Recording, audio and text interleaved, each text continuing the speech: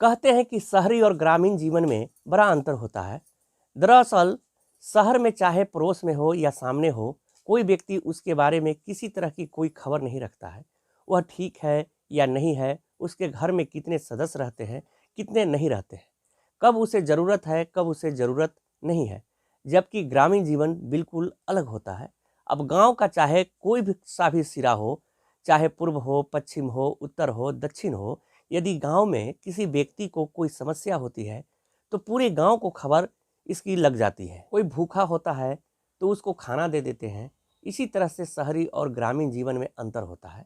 भले ही शहरी जीवन में कितनी भी सुख सुविधाएं क्यों न हो, लेकिन बड़ी संख्या में लोग ग्रामीण जीवन को ही ज़्यादा पसंद करते हैं। आज की जो कहानी मैं आपको सुनाने जा रहा हूँ, यह कहानी है एक शहरी जीवन की। और उस शहरी जीवन में दो कत्ल हो जाते हैं और कत्ल होने के बाद लाश लगभग 8 दिनों तक घर के अंदर पड़ी हुई थी।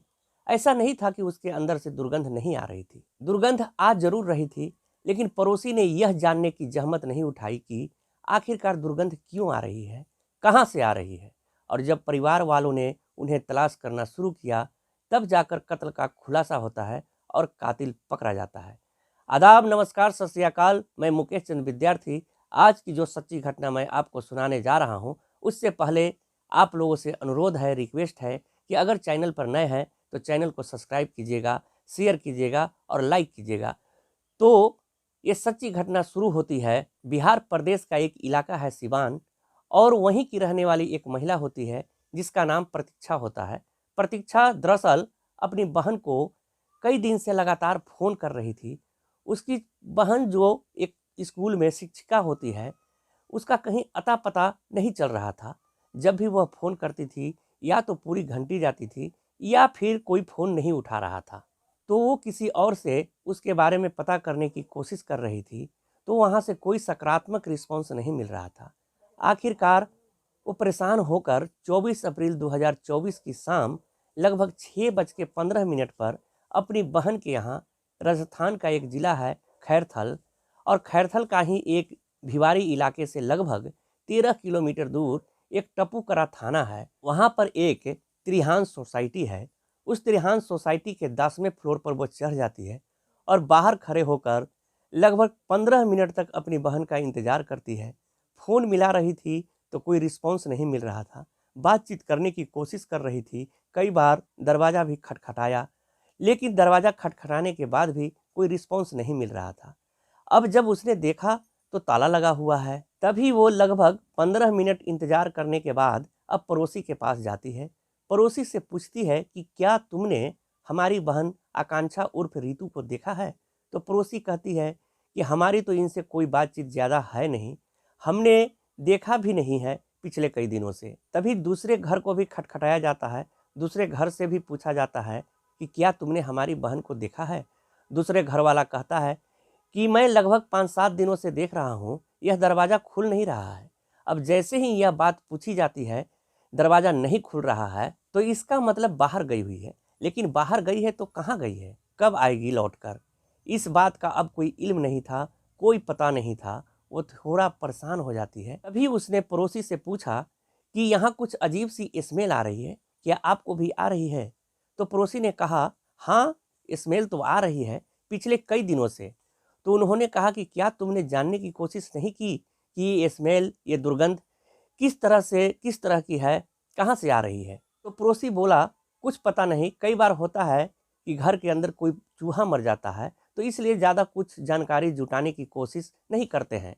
और पड़ोसी हैं, पड़ोसी कैसे रह रहे हैं, हमें ज़्यादा किसी बात से मतलब नहीं रहता है, हम किसी के मामले में हस्तक्षेप करना पसंद नहीं करते हैं।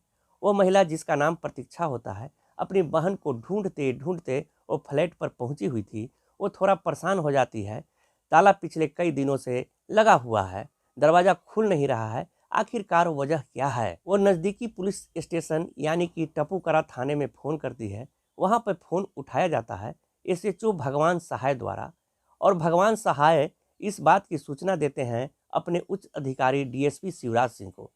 जब इनको सूचना दी जाती है, यहाँ फिर भारी फोर्स पहुँच जाती है। अब चाहे वह एसएचओ हो या फिर डीएसपी हो, यहाँ आते हैं। दरवाज़ा खोलने से पहले उसकी वीडियोग्राफी की तैयारी शुरू हो जाती है और आसपास से लोगों से पूछा जाता है। अब डॉग स्क्वाड को बुलाया जाता है, लेकिन जिस तरह से डॉग हरकतें कर रहा था उसको देखकर लग रहा था कि यहाँ पर कुछ न कुछ गलत जरूर हुआ है। दरवाज़ा आखिरकार तोड़ दिया जाता है और दरवाज़ा तोड़ने के बाद जब घर की तलाशी ली जाती है तो उसमें से बहुत बुरी तरह से दुर्गंध आ रही थी। वहाँ पर लोगों का 1 मिनट 1 सेकंड भी रुकना बड़ा मुश्किल हो रहा था। इसके बाद घर के अलग अलग कमरों को देखा जाता है, खोला जाता है और ढूंढते ढूंढते फिर बाथरूम में जब जाते हैं तो बाथरूम के अंदर 2 लाशें मिलती है।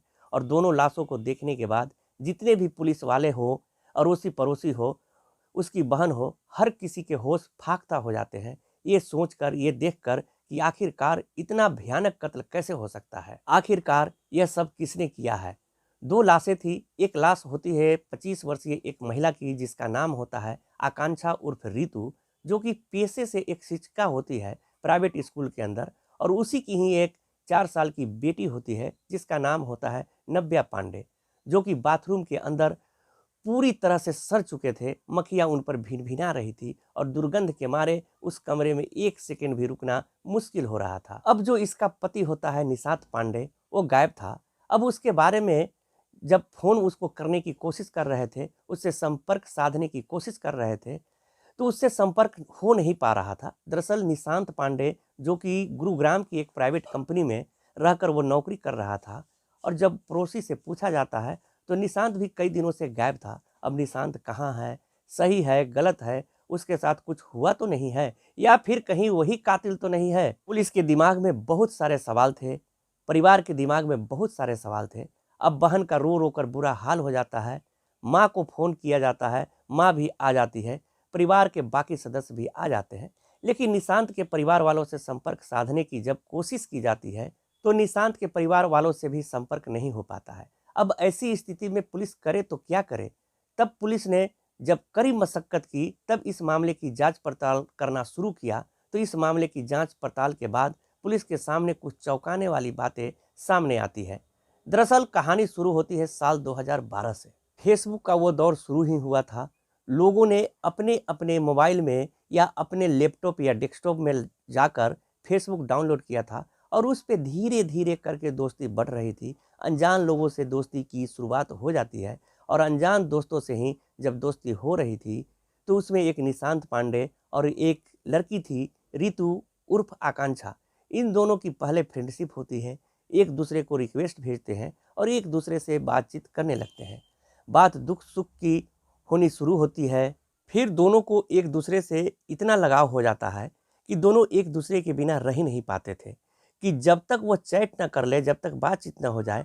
हालांकि अब ये फैसिलिटी हो गई है कि वो फ़ोन की तरह बात कर सकते हैं, वीडियो कॉल कर सकते हैं फेसबुक के माध्यम से, लेकिन पहले सिर्फ मैसेज ही करके बातचीत का सिलसिला शुरू कर सकते थे। साल 2012 से कहानी शुरू होकर धीरे धीरे आगे बढ़ते रहती है। लड़की कभी अपने परिवार वालों को नहीं बताती और लड़का भी कभी अपने परिवार वालों को नहीं बताता, लेकिन 4 साल बीत जाते हैं। साल 2016 में लड़की कहती है अब हम दोनों शादी कर लेते हैं और शादी करके अपना एक जीवन बिताएंगे। तो लड़का भी तैयार हो जाता है। लड़का बीटेक का टॉपर होता है और उसे एक अच्छी नौकरी भी मिल जाती है दिल्ली के पास, जो हरियाणा का गुरुग्राम एक शहर है, वहाँ पर एक प्राइवेट कंपनी में उसको नौकरी मिल जाती है। लड़की भी पढ़ी लिखी होती है, उसको प्राइवेट नौकरी का जुगाड़ हो जाता है, यानी कि शिक्षिका बन जाती है। अब यहाँ से वो शादी करने के बाद लड़की वाले अपने लड़की को ससुराल उसे विदा कर देते हैं।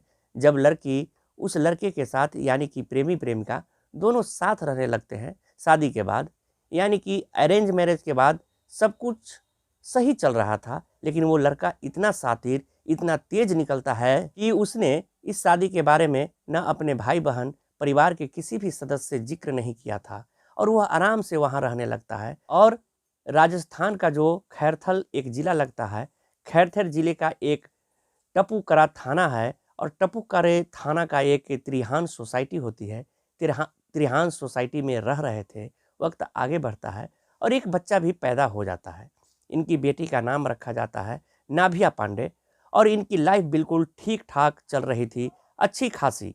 लेकिन लड़की देखने में सुंदर होती है, इसलिए लड़के को कभी कभी शक होता था कि कहीं ना कहीं इसका किसी से अफेयर चल रहा है।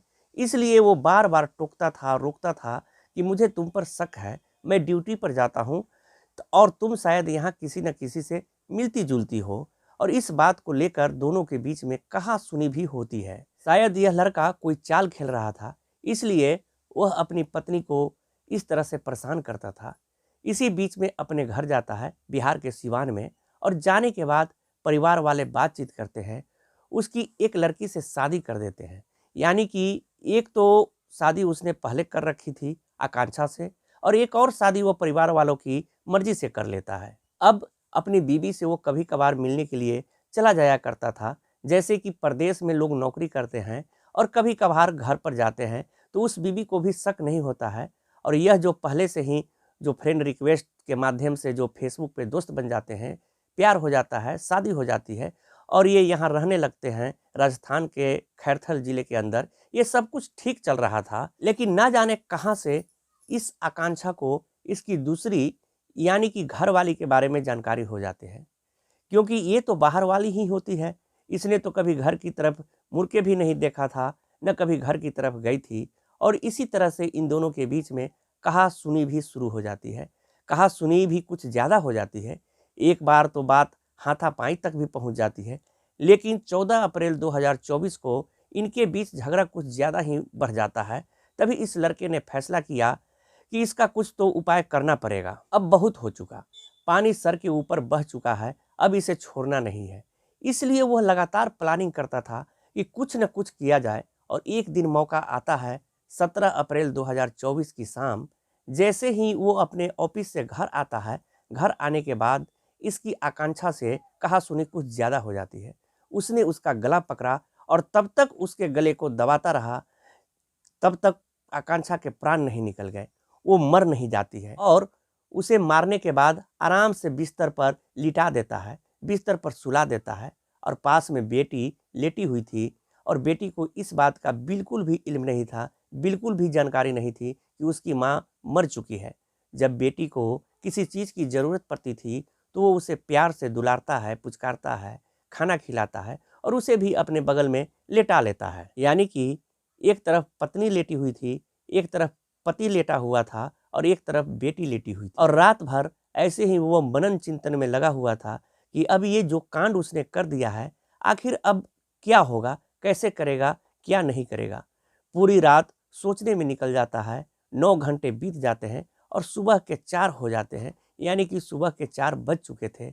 17 की शाम के लगभग 7 बजे के आसपास उसने अपनी पत्नी का मर्डर किया था। अब 18 की सुबह 4 बजे जब उसकी आंख खुलती है, तब उसने प्लानिंग किया कि अब कुछ न कुछ तो करना चाहिए। यानी कि सोती हुई बेटी का गला दबाता है और गला दबाने के बाद उसकी भी बिल्कुल वैसे ही हत्या कर देता है जैसे कि उसने अपनी पत्नी को मारा था। एक तरफ पत्नी की लाश पड़ी हुई है, एक तरफ बेटी की लाश पड़ी हुई है और बीच में लेटा हुआ है यह निशांत पांडे। इसे 9 घंटे लगे सोचने में कि अपनी बेटी को मारना है। उसके बाद अब दिन निकलने लगता है। अब यहाँ से निकले तो कैसे निकले। खैर वो इंतजार कर रहा था दिन निकलने का। जैसे रोजमर्रा की तरह अपनी ड्यूटी पर वो जाया करता था। सुबह 10 बजे के आसपास तैयार होता है। तैयार होने के बाद अपना कपड़ा पहनता है और अपनी पत्नी की लाश को उठाता है, बाथरूम में डाल देता है। बेटी की लाश भी उठाता है और बाथरूम में डाल देता है और यहाँ से मेन गेट का ताला लगाता है। ताला लगाने के बाद गांव वाली पत्नी के पास अपने गांव पहुंच जाता है और वहां वो आराम से रहता है। अब इसके बीच में उसके पास स्कूल से फ़ोन आता है कि भाई आकांक्षा कई दिन से विद्यालय नहीं आ रही है, क्या बात है। वो कहता है कि तबीयत खराब है इसलिए वो विद्यालय नहीं आ रही है, तबीयत ठीक हो जाएगी तो वो आ जाएगी। यानी कि फ़ोन पे भी कांटेक्ट करता रहता है। इसी बीच में उसकी सास का भी फ़ोन आता है कि जो आकांक्षा से उसकी बातचीत नहीं हो पा रही है, आकांक्षा कहाँ है, मेरी बात कराओ। तो आकांक्षा के बारे में उसने कहा कि वो हरिद्वार गई है किसी काम से, आ जाएगी तो बात कर लेना, और मैं गाँव आया हूँ, जब आ जाऊँगा तो मैं आपकी बातचीत भी करा दूँगा। यानी कि वो लगातार कोई न कोई बहाना कर रहा था।